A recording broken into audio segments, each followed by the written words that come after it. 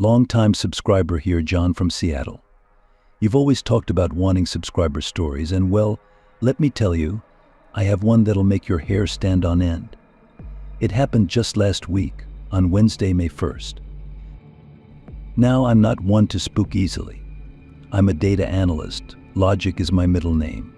But this encounter, it defied logic and left me seriously messed up. See, I'm a bit of a night owl. Like many of us over 30, sleep doesn't come as easily anymore. So Wednesday night I found myself craving a hot chocolate around 2 a.m. My usual spot is a 20-minute walk from my apartment, but the walk itself is part of the ritual. It's quiet, the city is asleep, just me and the hum of streetlights. That night, though, the quiet felt different. The air was thick with an unseen tension, like the city was holding its breath. Streetlights flickered more than usual, casting long, distorted shadows that danced on the sidewalk. Each creak of a fire escape or rustle in a dumpster sent shivers down my spine. Halfway to the cafe, I reached a particularly deserted stretch of road. This part of the city is undergoing construction, so most of the buildings were boarded up, windows black and empty. As I rounded a corner, a sudden gust of wind whipped around me, sending a trash can clattering across the street. My heart hammered in my chest. Stupid, I knew, but the sound echoed in the unnatural silence. Then I saw it. A figure. Standing stock still in the middle of the deserted road, shrouded in the dim glow of the distant streetlight. It was too far away to make out any details, just a dark silhouette against the uneven pavement. For a heartbeat, I froze. My mind raced through a million scenarios. Drunk guy, lost tourist, even a stray dog, though the size seemed off. Finally, logic kicked in. This was Seattle, not exactly a haven for nocturnal wildlife. Taking a deep breath, I continued walking, keeping a cautious eye on the figure. As I drew closer, the details began to solidify. It was definitely human-shaped, tall and lanky, with long, gangly limbs. It wore what looked like a tattered coat that hung down to its knees, obscuring its feet. The closer I got, the more the hairs on my neck prickled. The figure remained motionless, unnaturally still. Streetlights cast flickering shadows across its form, making it seem to writhe and distort. Finally, I was within a few feet. My throat was dry, my hand instinctively reaching for the phone in my pocket. And then the figure turned. It wasn't a face that greeted me, not in the human sense. Where a head should be, there was only a smooth, featureless expanse of darkness. No eyes, no nose, no mouth, just a complete void staring back at me. Terror flooded me. I stumbled back, tripping over a crack in the sidewalk. My phone tumbled from my pocket, clattering uselessly on the ground. The sound of the phone hitting the pavement seemed to shatter the silence, jolting the figure into action. It lurched towards me, a horrifying parody of human movement. Its long limbs seemed to bend at impossible angles, the tattered coat flapping wildly behind it. Instinct took over. Reason fled, replaced by a primal urge to survive. I scrambled to my feet, the adrenaline surge momentarily numbing the terror that choked me. My gaze darted around, searching for escape. Behind me, the boarded-up buildings offered no solace. The construction had sealed off the alleyway, leaving only the deserted road ahead. My only option was to run. Turning on a heel, I bolted down the street, my legs pumping like pistons. The pounding in my chest echoed the clatter of the abandoned phone bouncing on the asphalt. I didn't dare look back. Every creak of my shoes on the cold pavement sounded like a monstrous footfall in pursuit. The wind whipped against my face, carrying with it the chilling sensation of being watched. My breath came in ragged gasps, my lungs burning, but I couldn't stop. Stopping meant capture. Up ahead, a flicker of light caught my eye. The ghostly glow of a street lamp marked the end of the deserted stretch. Beyond it, I could just make out the comforting glow of a 24-hour convenience store. Hope surged through me, a lifeline in the suffocating darkness. If I could just reach the store or the safety of other people, maybe the nightmare would end. Suddenly, a new sound pierced the night. It was a high-pitched, inhuman screech that seemed to originate from behind me. It was a sound that scraped against the very core of my being, leaving a trail of raw terror in its wake. The screech sent a fresh wave of panic through me. I pushed myself harder, muscles screaming in protest. Just as I reached the corner, I risked a glance back. A single jolt of terror ripped through me, momentarily stealing my breath. In the feeble light of the approaching street lamp, I saw the figure. Its form shifted, becoming vaguely serpentine as it contorted itself around the corner of the boarded-up building. It was closer now, its movements fluid and predatory. Then, without warning, it stopped. Being confused, I skidded to a halt myself, panting heavily. The screech had stopped too, leaving an agonizing silence in its wake. The figure remained on the corner, its featureless head tilted slightly as if listening. Then, to my utter bewilderment, it began to recede. It moved slowly, its movements seemingly more hesitant now, as if unsure. Finally, it disappeared back into the darkness from which it came, the boarded-up building swallowing it whole. I stood there, frozen in shock, long after the figure vanished. My senses were overloaded, the night air thick with both adrenaline and the lingering echo of fear. Slowly, I approached the corner where the figure had been. There was nothing. The street was empty, the construction debris undisturbed. The screech, the unnatural movement, the blank, horrifying absence of a face, it all seemed impossible, a figment of a terror-addled mind. Except for the phone.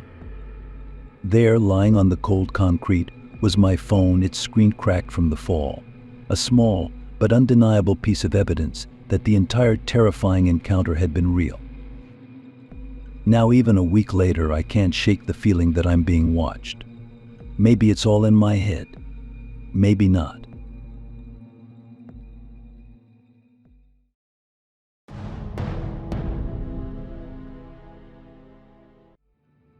Hello there. Never thought I'd be sending in a story like this, but here it goes. It happened a couple of weeks ago on the 2nd of April. You know that feeling you get when you just can't sleep? Like your brain's decided to turn up the volume on every creak of the house and rustle of leaves outside? That's exactly what I had going on. Now I'm a mechanic by trade, been fixing cars since I was practically a teenager. Logic and reason are my bread and butter. So when sleep evaded me, I decided a late-night walk with Sparky would do the trick. Sparky's my dog, a goofy golden retriever with a heart of gold and a nose for squirrels. Living where we are, late nights are pretty standard. It's a small town, the kind where everyone knows everyone else, and most folks are tucked in by 10. Streetlights cast long shadows, and the only sounds are the distant hum of the highway and the occasional chirp of a cricket, perfect for clearing my head. We set off, Sparky pulling at the leash, his tail a golden metronome keeping time with his happy snuffles. We stuck to our usual route, a loop around the old park and back down Maple Street. It's the kind of park that's seen better days, the swings a little rusty, the climbing frame missing a rung or two. But for Sparky, it's a wonderland of exciting smells and hidden treasures. Halfway through the loop, a shiver ran down my spine. Not the cool night air kind, but a deeper, primal sort of chill. Sparky whined, pulling back on the leash. He usually loves this part of the walk, sniffing every lamppost with the reverence of a canine archaeologist. Now he was staring intently into the darkness beyond the swings. There was nothing there, or so I thought at first. The park was bathed in the dim glow of the single working streetlight, but the area by the old oak tree remained shrouded in shadow. It was an unsettling darkness, thicker than it should be, almost pulsating. I strained my eyes, trying to make out a shape, a figure, anything. Logic battled with a prickling fear at the back of my neck.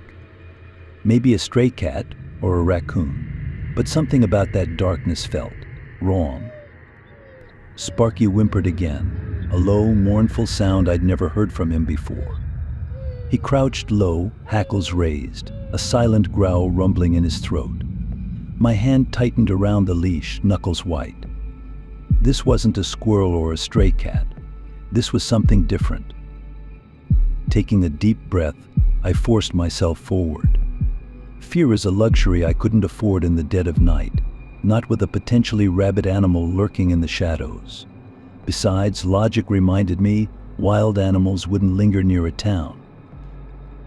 As I stepped closer, the darkness by the oak tree seemed to solidify, taking on a vaguely humanoid shape. It pulsed faintly, a rhythmic thrumming that vibrated in my chest. Terror, cold and sharp, clawed its way up my throat. I yanked on the leash, dragging a reluctant Sparky towards the sidewalk. We weren't staying here. Whatever that thing was, it wasn't natural. We needed to get out, get back to the safety of streetlights and houses.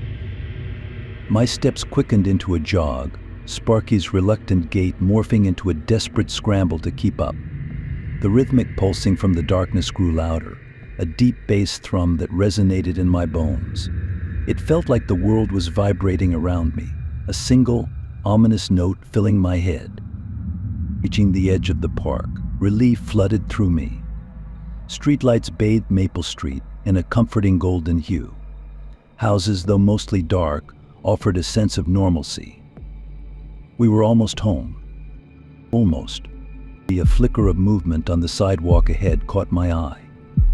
It was gone in an instant, a mere shadow cast by the overhanging branches of an elm tree. But it was enough. My heart hammered against my ribs, a frantic drum solo keeping time with my panicked breaths. Sparky strained again, whining and pulling at the leash. This time his target wasn't the shadows of the park, but the sidewalk in front of us. He whimpered and yipped, his tail tucked firmly between his legs. Ignoring the rising panic, I forced myself to stop. Squinting into the darkness, I saw nothing unusual, just the deserted street, bathed in the warm glow of the streetlights. The pulsing had ceased, replaced by an eerie silence that pressed down on me like a physical weight. Taking a steadying breath, I reached down to soothe Sparky. His fur was damp with sweat, his trembling a stark contrast to his usual boisterous energy. Maybe I'd overreacted. Maybe it was just a raccoon after all. As if on cue, a rustling sound came from the bushes bordering the sidewalk further down the street. In the dim light, something moved. A dark, shifting shape that seemed to melt out of the shadows. It was vaguely humanoid, taller than a man, with limbs that seemed to bend at impossible angles. Its entire form pulsed faintly, a sickly green light emanating from within. Terror choked me, a primal scream rising in my throat that died before it could escape. The figure lurched forward, its movement jerky and unnatural. It took a single, stilted step towards us, then another. Sparky let out a blood-curdling yelp, bolting forward with a desperate yanking on the leash. Caught off guard, I stumbled back, the leash slipping from my grasp. Sparky, a blur of golden fur, raced past me, disappearing into the night. Panic flooded through me, but instinct took over. I spun on my heel and ran, not daring to look back. The rhythmic thrumming echoed in my ears, growing louder with each desperate breath. I sprinted blindly down the sidewalk, the houses a blur of dark shapes. My lungs burned and my legs screamed in protest, but I pushed myself harder. Finally, I reached the familiar outline of my house. Its porch light, usually switched off at night, offered a beacon of hope. Fumbling with the key, I threw open the door and slammed it shut behind me, throwing the deadbolt in place with a satisfying click. Leaning against the cold wood of the door, I slid down to the floor, gasping for breath. My heart hammered a frantic tattoo against my ribs. Outside, the silence was deafening, broken only by the distant drone of the highway. Had I imagined it? Was it some kind of sleep-deprived hallucination? A shiver ran down my spine as a soft whine came from behind the door. Cautiously, I reached down and unlatched it. Sparky, panting and muddy, bounded in, his tail wagging tentatively. Relief washed over me so strong it brought tears to my eyes. He was safe. I sank down to my knees, burying my face in his wet fur. The warmth of his body and the comforting rhythm of his breathing slowly calmed the frantic beating of my heart. Well, whatever it was in the park, it hadn't followed me. Maybe it couldn't, or maybe it just didn't for some reason. Anyway, I don't think I'm going to wander around the park at night in the near future.